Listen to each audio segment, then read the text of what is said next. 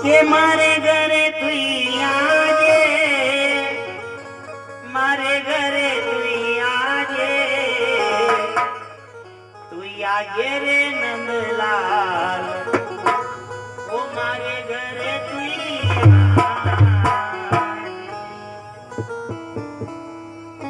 इधर उसका ध्यान हटा, वो कहने का नजर हटी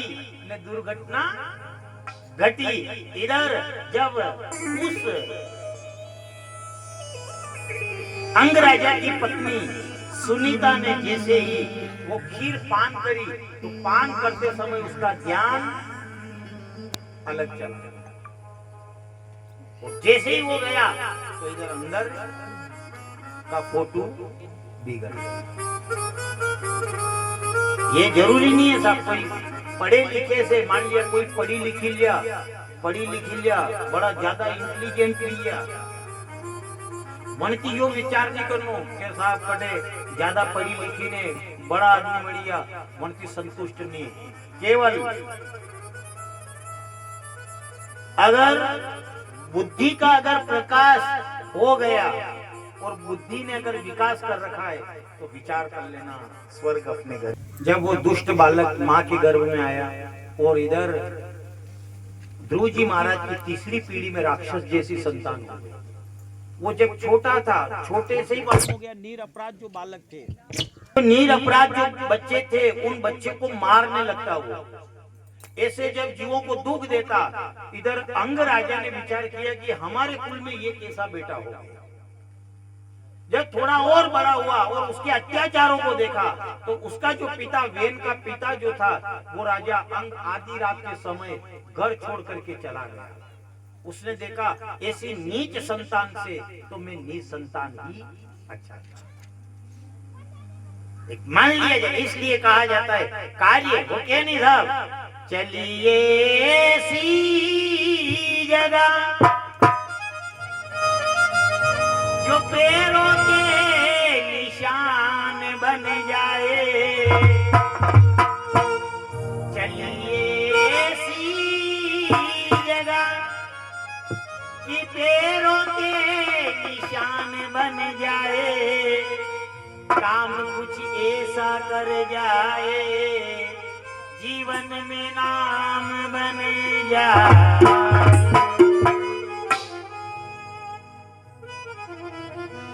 ये आज मालूम नहीं होता, पर जब मान लिया ये छोटे बच्चे हैं, ये बेटियां हैं, ये बेटियां जब ससुराल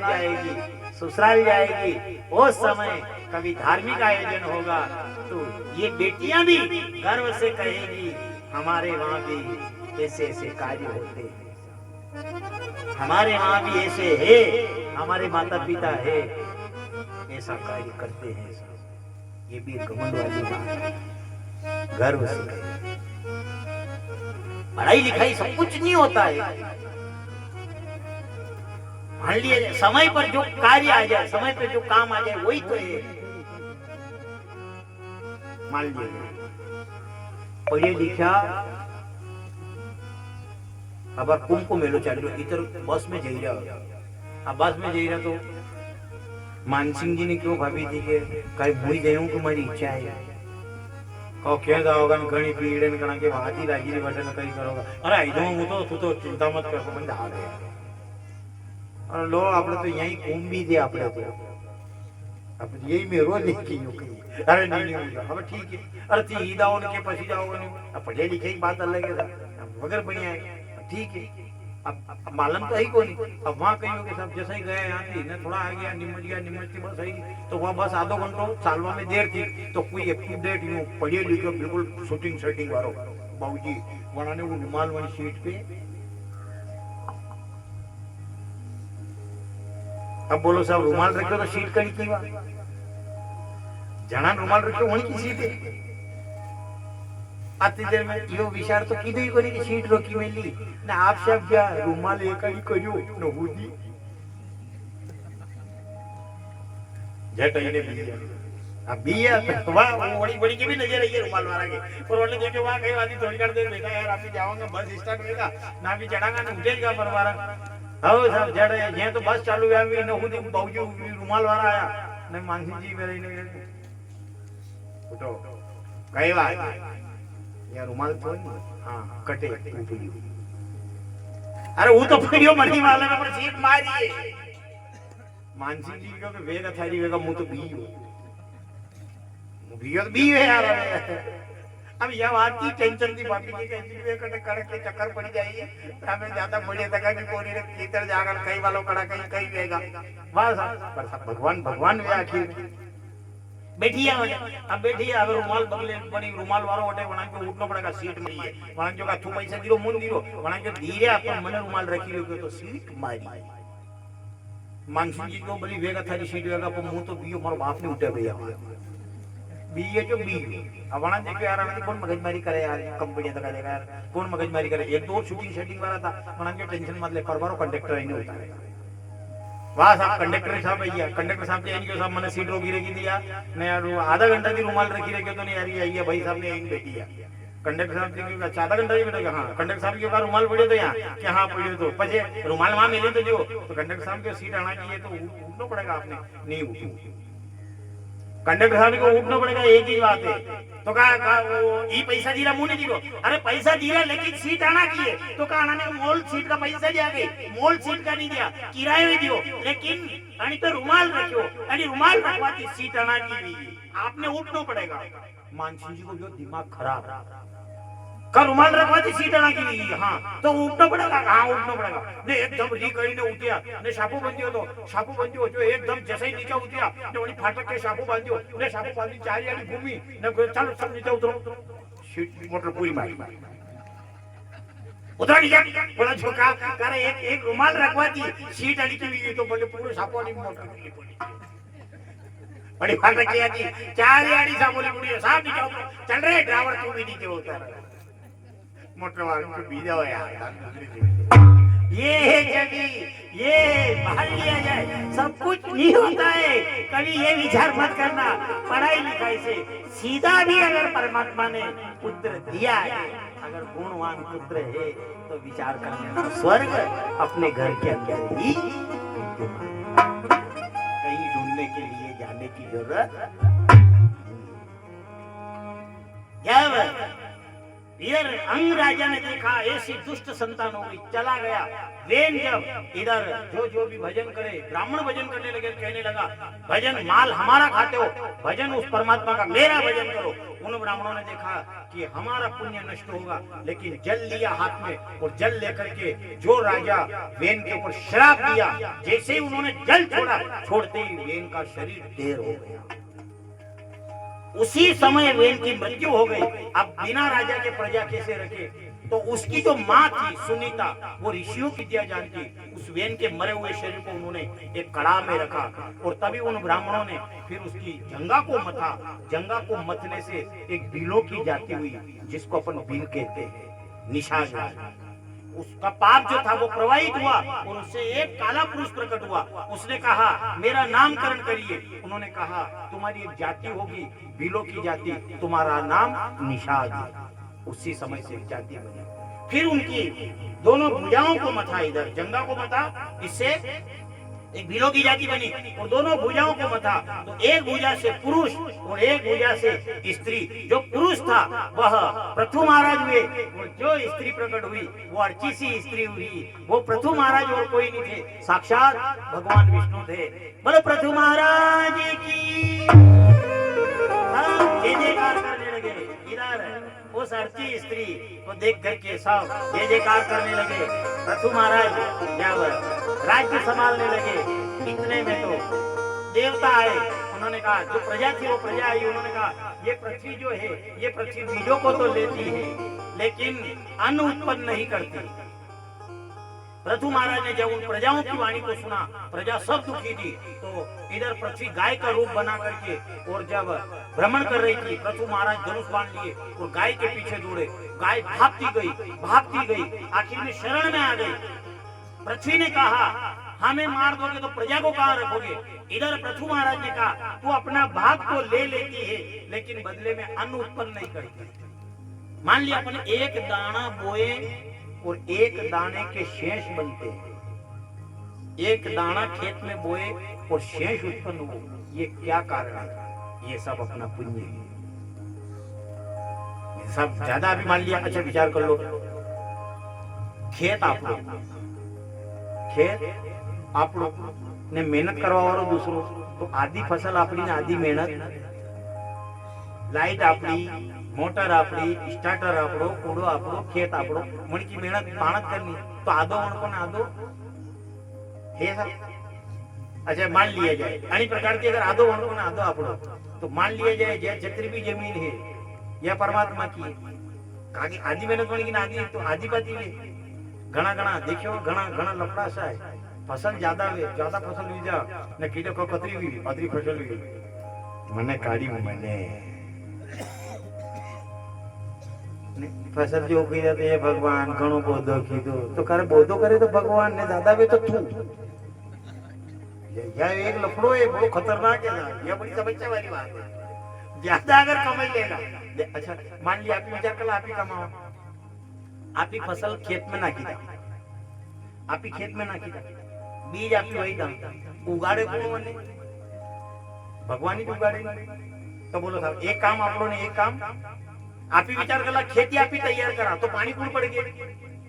एक आप लोगों ने काम नहीं दूसरो मन को फसल आप ही वावा ने उगाड़ा वारो अब आप ही वही दाने उगाड़ी कौन तो फिर मान लिए तो एक काम आप लोगों ने एक ठीक है साहब आप ही वाली फसल ने पिलावांगा ने नींदांगा तो फरिया कुणा वाड़े वाड़े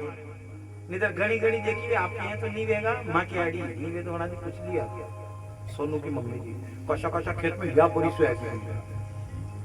या बड़ी भी ना वहां मुसाई बोल के बोलते ये तो अतरी बड़ी है, बड़ी मत देख फैरिया दे मुझे कहीं को नहीं। ये सही बात है। अब बोलो साहब ठीक है फसल अपना ने कोई दी, मान लिया मेहनत अपना ने करी साहब, निंदाणी अपना ने कर दी, लेकिन वन के फल को प्रदान करे तो आदो આપણો ને આદો પણ તો કાયદાથી તો ઊભી તો આપણે પાતી નહીં, પર હા આપણે અહીંયા તો કોઈ નહીં કે, પણ ઘણા કે મને કમાઈ મને ભગવાન કે दूसरे साल कमाई देજો તું તો કીધર કમાય। इधर यही हाल हुआ पृथु महाराज के वहां, फसल जब अन्न तो डाले पृथ्वी के अंदर लेकिन बीज उत्पन्न ही नहीं हुआ। वो प्रजा सब मिलकर के पृथु महाराज के पास में गई। पृथु महाराज ने पृथ्वी को मारने के लिए धनुष बाण हाथ में लिए। पृथ्वी ने कहा मुझे क्यों मारना चाहते हो? इधर पृथु महाराज से ने कहा कि तुम बीज को तो ले लेती हो, अपना भाग लेती हो, बदले में उत्पन्न नहीं करती। पृथ्वी ने कहा दोष मेरा नहीं, आपके कुल में नीच राजा हो जाए, अगर ऐसे राजा नहीं होते तो मैं ये बीजों को नहीं पचाती, तुम्हारे कुल में ही राजा ऐसे हुए। मान लिया आज अन्न उत्पन्न हो रहा है, ये अन्न अपनी बदौलत नहीं है, अपना पुण्य उत्पन्न होता है। आज अपन ये धार्मिक कार्य कर रहे हैं, ऐसा धार्मिक कार्य करते, ये धार्मिक कार्य से जब अपन हवन करते, हवन का धुआं जाता है, धुएं से बादल बनते, बादल से पानी गिरता है, पानी से फिर फसल होती है, फिर फसल को बेच करके अपन ऐसा धार्मिक कार्य करते हैं। तो अपन परमात्मा का कार्य कर रहे हैं, परमात्मा अपना कार्य करता है। पृथ्वी ने कहा मुझे मार डालो, लेकिन पृथ्वी इस प्रजा को कहाँ रखोगे? उन्होंने कहा कि प्रजा को मैं अपने बल से पानी के ऊपर रखूंगा, पर तुझे तो मार डालूंगा। पृथ्वी शरण में आ गई, उन्होंने कहा मेरा दोहन करिए। तभी उसी दिन से पृथु महाराज ने कहा जिस मेरे राज्य के अंदर मैं ऐलान करता हूँ कि जिस भोजन के अंदर तुलसी डाली जाएगी मेरे राज्य में वही भोजन किया जाएगा। इसलिए घर में देखना बरगद किस भोजन में रहती है? जिस भोजन में तुलसी डाली जाती है उस भोजन में बरगद रहती है, स्वाद भी रहता है। अच्छा भले प्रसाद मजे काशी भी रखी तो दूसरों काची राखी देगा तो पेट में दुखा लग जाए, दूसरों हलवा काचू रह जाए तो पेट में दुखेगा। पर जो अगर भगवान के भोग लगे तुलसी डली काशी प्रसाद भी खाई जाओ कहीं नहीं होगा, क्यों? बरगद नगर के वगर तुलसी को भोजन भी बने खाओ खूब कर लड़े बजे लाकड़िया मार करे। आपने यहाँ तो नहीं करे के देखा होगा था भी है। पर मन इधर पृथु महाराज ने कहा जिस भोजन के अंदर तुलसी डाली जाएगी हमारे राज्य के अंदर भोजन वही किया जाएगा। उन्होंने भी उस चीज को माना। इस प्रकार उन्होंने गाय का दोहन किया, पृथ्वी के दोहन किया। इधर सुखदेव जी महाराज परीक्षित से कहते हैं ऐसे करके पृथु महाराज ने 99 यज्ञ किए, 38 स्त्री से 4 पुत्र, विजिताश्व आदि 4 पुत्र उत्पन्न किए, 99 यज्ञ किए। और जो 99 यज्ञ 100 यज्ञ पूरा करने को थे, इंद्र घोड़ा लेकर के और चला गया। इधर उस घोड़े को लेने के लिए जब विजिताश्व गया तो वो छोड़ करके भाग गया, फिर ला करके अपनी यज्ञशाला में बांधा, फिर घोड़ा लेकर के भाग गया। इधर ब्रह्मा जी आए, ब्रह्मा जी ने आकर के पृथु महाराज से कहा तुम्हारा ये 100 यज्ञ इंद्र पूरा होने नहीं देगा। वो 99 यज्ञ उन्होंने वही रखे। इतनी देर में तो इंद्र प्रकट हो गया। क्या वरदान मांगना चाहते हो? पृथु महाराज ने कहा अगर वरदान देना चाहते हो तो मुझे ऐसा वरदान दीजिए कि कोई निंदा करे वहां मुझे सुनाई नहीं दे, सुनाई देना बंद हो जाए, और जहाँ भगवान का भजन कीर्तन होता हो वहां मेरे 1000 कान उत्पन्न हो जाए। इसलिए ध्यान रखना।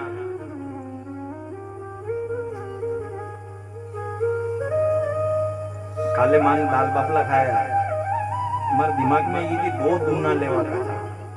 कहा वन में मछलिया जो 1 दूनो तो देखियो होगा। कदी कदी कदी खीर भी बनावे, एक ध्यान रखो, कदी खीर बनावे नहीं तो बोटे भी 2 दूना रहा ने। वैसे ले घना ले कि एक तो 2 दूना का ने एक रही तो बनावे बोटे का पीवा में हो गई।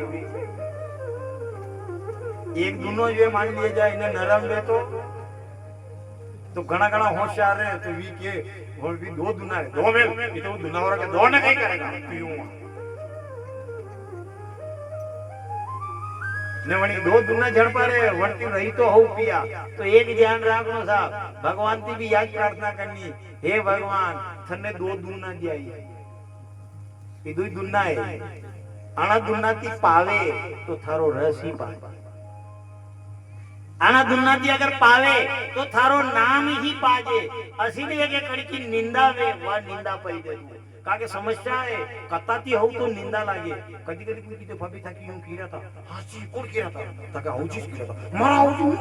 हो चला बात नहीं मुझे देख ए टपटो साफ होता अब बोलो साफ आवे कर पे निंदा हो तो इससे तो भगवान से यही प्रार्थना करना सुनाई दे तो एक ही शब्द कृष्ण नाम बोल रे कृष्ण नाम बोल रे कृष्ण नाम कृष्ण नाम बोल रे कृष्ण नाम बोल रे कृष्ण नाम बोल रे कृष्ण नाम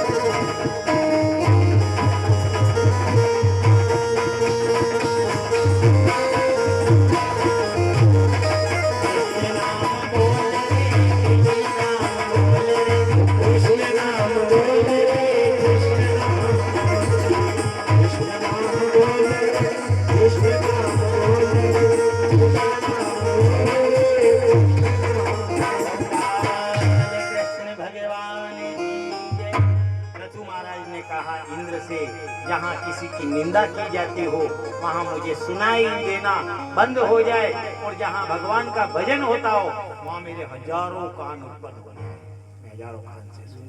वरदान दिया। अपने बेटे विजिताश्व को राज्य देकर के और पृथु महाराज अपनी अर्ची सी स्त्री को लेकर तपस्या करने के लिए चले गए। विजिताश्व ने अपने 4 भाइयों को चारों दिशाओं का राज्य दिया। देखो काले ने परशुदन 2 दिन के आपने पैसा लेना आया। काले तो है कृष्ण जन्म, जो कभी मान लिया जाए काले डॉक्टर साहब आओगे अपने यहाँ चेकिंग द्वारा, जन के गाया दूध नहीं दे कम दीरी वे तो अपना ने माखन भी लाना है दही। कल कृष्ण जन्म है तो माखन भी लेकर के आना है, और कल एक ऐसा बालक हो तो उसको तैयार करेंगे। कान्हा जी हमारे घर हमारे गांव में आएंगे कल, तो कल कृष्ण जन्म है तो एक तो सबको माखन लाना है ने वही पालना में भेंट भी लाना है। काले भी लानी परशुदन भी लाना, परशुदन कल भी लाना पैसा ने परशुदन काले तो वही पालना में भेंट करना ने परशुदन रहेगा भगवान कृष्ण रुक्मिणी विवाह तो वही दन भी हिचावनी लानी पैसा लाना, और 2 दंती जी पैसा आएगा भी पैसा आपके स्थान पे रहेगा, वहां मैं नहीं ले जाऊंगा आपको पैसा आपके गाँव में वही पैसा में देखा भी पैसा जो भी आपका पैसा है आप लगाओ, आपका स्थान है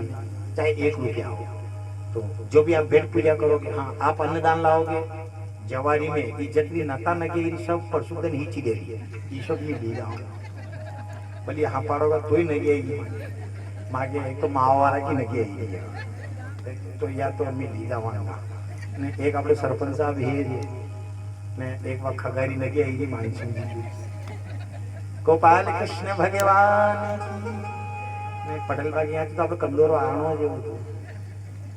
गोपाल कृष्ण भगवान भागीरथ जी यहाँ आमरा खड़ा। तो देखो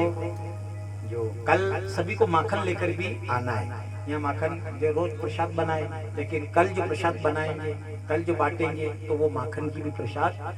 बांटेंगे, ठीक है। अच्छा दूसरी बात एक और यूं नहीं शर्मानो पड़े आप ही किराए मान लिया टेम पे दही जम्यो नहीं जम्यो तो આપણે તો કાલે માવો જ આવો यो शब्द भी आएगा। दूसरो माखन तो माने भी खूब खातो पर माવો नहीं खातो तो આપણે तो माखन नहीं क्या तो माखन खाओगे ना माखन नहीं हो तो माखन की जगह माવો ही। गोपाल कृष्ण भगवान की। तो कल कान्हा जी हमारे गांव शिवपुरिया के अंदर आएंगे, हमारे गांव को गांव शिवपुरिया जो है कल वो शिवपुरिया नहीं बल्कि कल तो शाम की नगरी बन जाए। गोपाल कृष्ण भगवान सभी को आता है वो सभी अपने श्रद्धा सामर्थ्य से माखन मिश्री लेकर के आना है। गोपाल कृष्ण भगवान की। इधर जय भगवान ने उन्होंने प्रार्थना करी कि मुझे किसी की निंदा नहीं सुनाई दे, अपने बेटे को राज्य देकर के चले गए। विजिताश्व जो अंतर्ध्यान नाम था उसका, वो भी ऐसा राजा था, अपने चारों भाइयों को चारों दिशाओं का राज उन्होंने दिया, चारों भाइयों का चारों दिशाओं का राज्य दिया। इधर विजिताश्व की शिखंडनी स्त्री से 3 पुत्र हुए, पावक, पवमान और सूर्य। ये तीनों अग्नि के अवतार थे। एक और पत्नी थी इसकी जिसका नाम था नभस्वती रानी। नभस्वती रानी के हवीरदान हुआ, हवीरदान की हवीरदानी पत्नी से बहिर्षद विलक्षण हुआ, और बहिर्षद विलक्षण वो पुत्र ऐसा था कि जिसने इस संसार में कहीं यज्ञ किए बिना जमीन को नहीं छोड़ा, इसलिए उसका नाम प्राचीन बरी। इधर एक दिन जब प्राचीन बरी का विवाह शतद्रुति के साथ हो रहा था, जब शतद्रुति के साथ में उनका विवाह हो रहा था, तभी अग्नि नारायण भगवान जब मोहित हो गए तो अग्नि नारायण भगवान से उनके घर जो संतान हुई वो प्रचेता था। इधर जब प्रचेता प्राचीन बरी के पास में आए, उन्होंने कहा पिताजी क्या आज्ञा है? पिताजी ने कहा ऐसा करिए, आप जाओ और जाकर के सृष्टि को बढ़ाओ। अब सृष्टि बढ़ाने के लिए गए, तो वो जो सृष्टि बढ़ाने के लिए वो तो चले गए तपस्या करने के लिए। इधर प्राचीन बरही का जो ध्यान था वो घर के अंदर ही है, राज्य के अंदर चौथापन आ गया, लेकिन राज्य नहीं छूटा। इधर नारद जी महाराज आए प्राचीन बरही से, उन्होंने कहा यहाँ आपका ध्यान चौथापन आ गया, आप तो भगवान का भजन करो। उनका ध्यान नहीं लगा, तभी उन्होंने कहा कि मैं तुम्हें एक कथा सुनाता। और वो कथा सुनाने लगे। उन्होंने कहा एक पुरंजन नाम का राजा था। वह राजा अपने अविज्ञात मित्र के साथ में आया, तो उसने 9 द्वार वाला दरवाजे वाली एक नगर को देखा। जो 9 द्वार तो ये ऐसे जो 9 द्वार थे, ये 9 द्वार तो औपनिकता में नजर आ रहे थे, और इसमें एक द्वार और था, जो द्वार था वो 10वां द्वार, जिसको गुप्त द्वार कहते हैं। वह पुरंजन नाम का राजा आया अपने अविज्ञात मित्र के साथ, और जब 9 द्वार वाला नगर देखा, उस नगर में उसने प्रवेश किया, तो उस नगर में पुरंजनी नाम की स्त्री रहती है। उस स्त्री के ऊपर वो राजा आसक्त हो गया, मगन हो गया, बड़ा आनंद से रहता। वो स्त्री सोए वो भी सो जाए, वो जागे वो भी जागने लगे। उस नगर की रक्षा 5 पहरेदार थे, जो वो उस नगर की रक्षा करते थे। अनेक प्रकार के सेनापति भी थे उसके, आदि काली स्त्रियां थी, आदि गोरी स्त्रियां थी। इधर वो राजा बड़ा आनंदित रहने लगा। उस पुरंजनी के ऊपर इतना आसक्त हुआ कि अपना जो अविज्ञात मित्र था, उस मित्र को भी भूल गया। इधर क्या हुआ कि चंडवेग का जो राजा था, उस राजा ने आकर के आक्रमण कर दिया। कहने वाले ने आकर के सूचना दी कि आक्रमण कर लिया है, नगर को घेर लिया है, ये हमारे जो 5 योद्धा हैं वो लुटे जा रहे हैं। फिर भी राजा पुरंजनी के ऊपर इतने आसक्त थे कि वो उस रानी के ऊपर ही आसक्त रहे, और उस चंडवेग के राजा ने आकर के पकड़ लिया, राजा को बंदी बनाया, और बंदी बना करके राजा को मार डाला। राजा मरा तो पुरंजनी के ऊपर आसक्त रहा, और पुरंजनी का नाम लेकर के राजा मरा, तो अगला जन्म स्त्री का भोग। अब यह कथा यदि नारद जी महाराज ने होने तो प्राचीन बरी ने क्योंकि मार तो कहीं समझ में नहीं रहो, कैसो तो राजा पुरंजन ने कई अविज्ञात मित्र ने यो कही। उन्होंने कहा कि राजन, जो मैंने राजा पुरंजन कहा वो और कोई नहीं है, वो एक जीव है। ये जीव जो है ये यही पुरंजन राजा है, और ये 9 द्वार वाला नगर है। ये 7 द्वार तो ऊपर है, 2 द्वार इसके नीचे है, ऐसे करके 9 द्वार औपनिकता है। एक 10वां द्वार है जो ये गुप्त द्वार है, और ये गुप्त द्वार जो है इसका ध्यान करना पड़ता है। एक ध्यान रखना, यहाँ से जीव निकलेगा नरक में जाएगा, यहाँ से निकलेगा नरक में जाएगा, यहाँ से निकलेगा नरक में जाएगा, यहाँ से भी नरक में, यहाँ से भी नरक में। केवल अगर स्वर्ग जाने वाला अगर कोई